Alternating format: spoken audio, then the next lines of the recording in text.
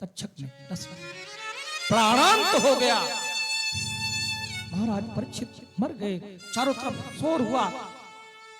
यह बात जब जनमेजय को पता चला तो उन्होंने सर्प के विनाश के लिए यज्ञ प्रारंभ किया। जब समस्त सर्प मरने लगे, तक्षक की बारी आई तो तक्षक जाकर इंद्र के सिंहासन में लपेट लिया। इंद्र सहित आवाहन हो लगा, इंद्र कांप गए। तब देवगुरु बृहस्पति ने आकर जनमेजय को समझाया, बेटा ये गलत है, ये करना अनुचित नहीं है। गुरु बृहस्पति के समझाने पर जनमेजय रुक गए। जनमेजय ने अपने पिता की शांति के लिए प्रश्न किया। यह हुआ, आप अपने पिता के सद्गत के लिए श्रीमद् देवी भागवत 9 दिन का अनुष्ठान लेकर बेटा अनवरत करो। और व्यास जी ने यह कथा अपने मुख से, जिन्होंने लिखा उन्होंने अपने मुख से जनमेजय को कथा श्रवण कराया। पिता की मुक्ति है एक पुनीत कल्याणकारी वेद जो मैंने आपको बताया, श्रीमद् देवी भागवत।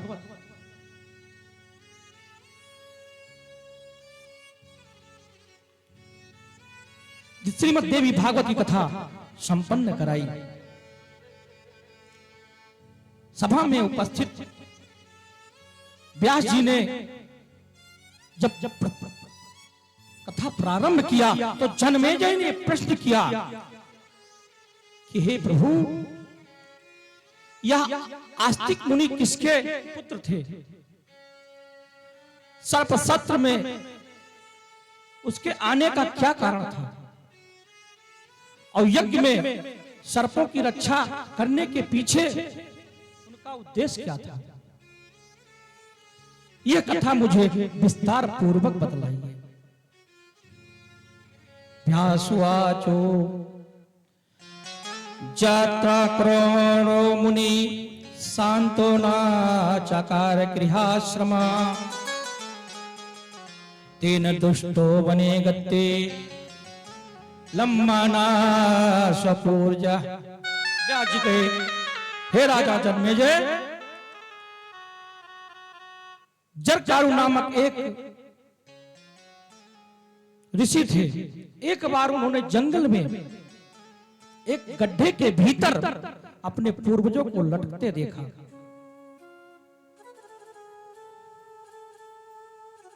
पूर्वजों ने जब उन्हें देखा तो उनसे कहने लगे, पूर्वज, अरे पुत्र, तुम विवाह कर लो,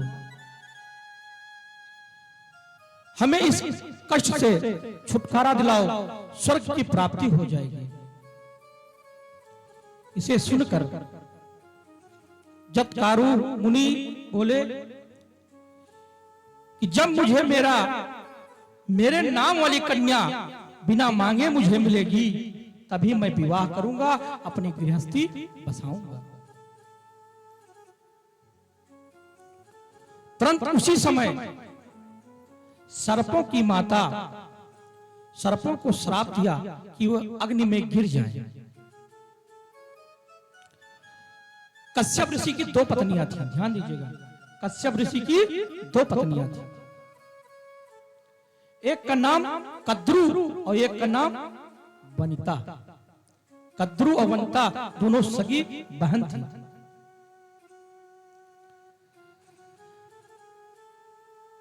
जो गरुण की माता थी,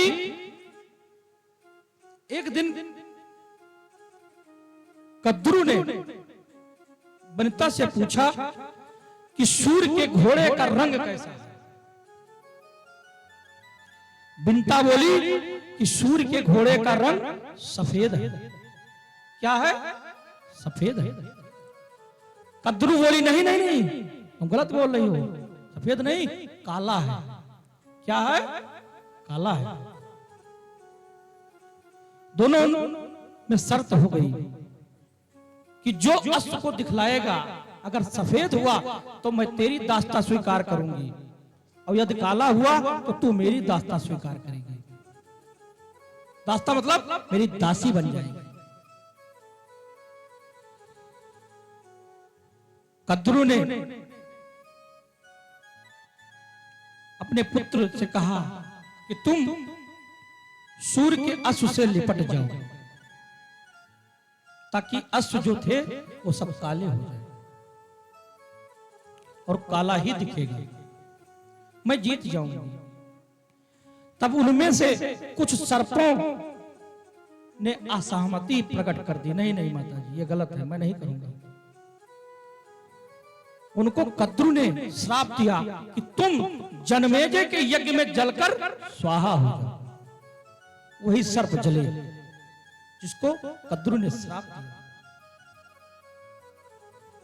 और कुछ सर्प घोड़े से लिपट गए। जब विनीता को दिखाया, वनिता ने देखा घोड़ा काले रंग दिखाई पड़ा, तो शर्त के अनुसार आज वनिता गुलाम हो गई। और वनिता जब गुलाम हो गई तो बाबा सुखदेव को यही अड़चन हुआ था। जब वो परीक्षित को कथा श्रवण कराने पहुंचे तो बिना मांगे अमृत नहीं दिया देवराज इंद्र ने, तो आज हलाहल कलश कैसे लेकर आ गए। जब जरूरत थी दास्ता छुड़ाने के लिए गरुड़ गए, इंद्र ने देने से इनकार किया। बड़े उस पर तो मिला भी तो अमृत का फिर हरण कर लिया। वही अमृत कुश पर गिर गया, इसीलिए कुश पवित्र हो गया। आइए 2 मिनट भजन, फिर आके हम कथा में प्रवेश करते हैं। कथा बड़ी लंबी है और जैसी इच्छा होगी माता रानी की वैसे माता रानी का भजन प्रेम से। लेकिन एक बात है भैया, आप बैठ कर सुनिए नहीं, ताली भी बजाइए, ये लगे कि ये माँ का दरबार है।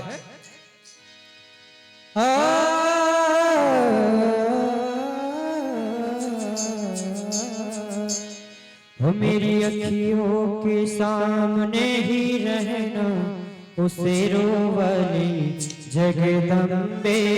मेरी अखियों के सामने ही रहना, उसे रोवली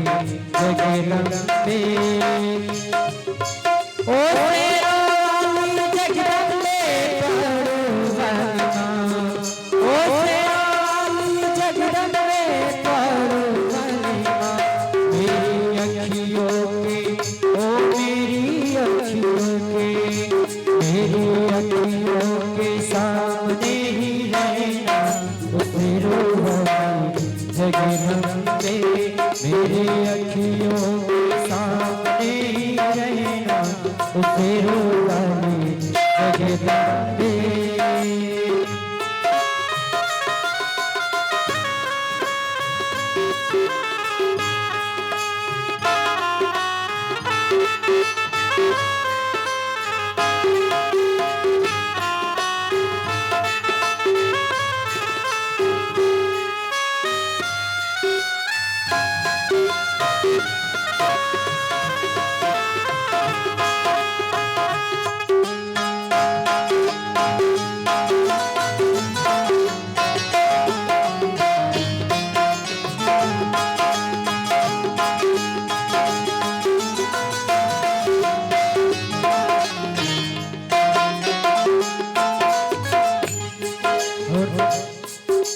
हमें तो है चाकर मैया तेरे दरबार के, हम हैं तो चाकर मैया तेरे दरबार के। हम तो है चाकर मैया तेरे दरबार के। भूखे हम तो मैया, भूखे हम तो मैया, बस तेरे प्यार के।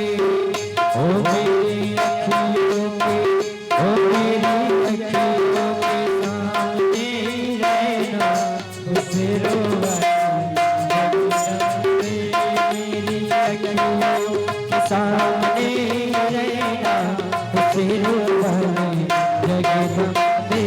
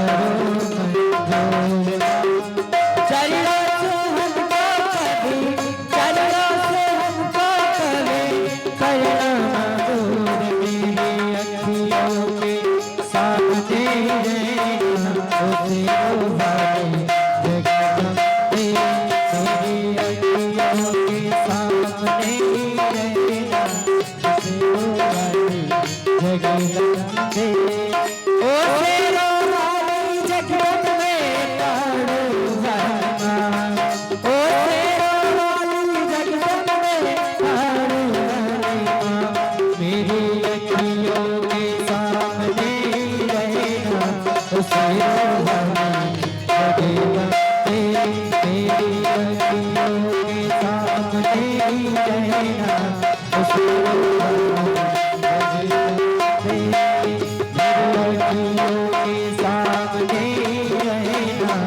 शेरों वाली जगदम्बे पहाड़ों वाले जगदम्बे पहाड़ों वाले जगदम्बे। बोलो आदि शक्ति माँ भगवती की जय हो। पाटन वाली मैया की जय हो। विंध्यवासिनी मैया की जय हो। सच्चे दरबार की जय हो। जटायु ने कहा था जब मेरे नाम की कोई लड़की मिलेगी तभी मैं विवाह करूंगा। वासुकी नाम के नाग की बहन का नाम जरकारु था। जरकारु और जरकारु ऋषि भी थे। ले जाकर कहा प्रभु आप इससे विवाह कर लीजिए। उन्होंने शर्त रखा मैं विवाह तो करूंगा लेकिन एक बात है जिस दिन मेरे आदेश का उल्लंघन करेगी उसी दिन मैं इसका परित्याग कर दूंगा।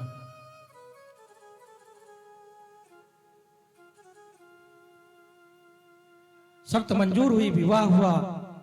एक बार की बात है ऋषि शयन कर रहे थे और कहा देवी मुझे जगाना मत। लेकिन ऋषि को शयन करते करते सायंकाल हो गया। सूर्य अस्त की ओर चल पड़ा। जातरुक ने सोचा कि सूर्य कहीं ढल गया तो दिक्कत होगा। अपने पति के आदेश को न मानकर उसने अपने पति को संध्या वंदन के लिए जागृत कर दिया। उठिए। जागने पर ऋषि क्रोधित हो गए और कहने लगे तुमने मेरी निद्रा में विघ्न डाला है, इसलिए हे देवी मैं तेरा परित्याग कर रहा हूं। ऐसा कहकर ऋषि जंगल को चले गए। तदंतर जरकारु वासुकी के घर चली गई। वासुकी कौन था? उसका भाई। उसके घर जाकर भाई बहन रहने लगे। आगे चलकर उसी के गर्भ से वह बालक उत्पन्न हुआ जिसका नाम आस्तिक था, जो सर्प बच गया था, नहीं जला था जन्मेजय के यज्ञ में, है ना? वो बच गया था, नहीं जला। व्यास जी करने लगे हे राजन आपको मैंने सब कुछ बतलाया, आप सब जानते हैं। आपने महाभारत का अध्ययन किया,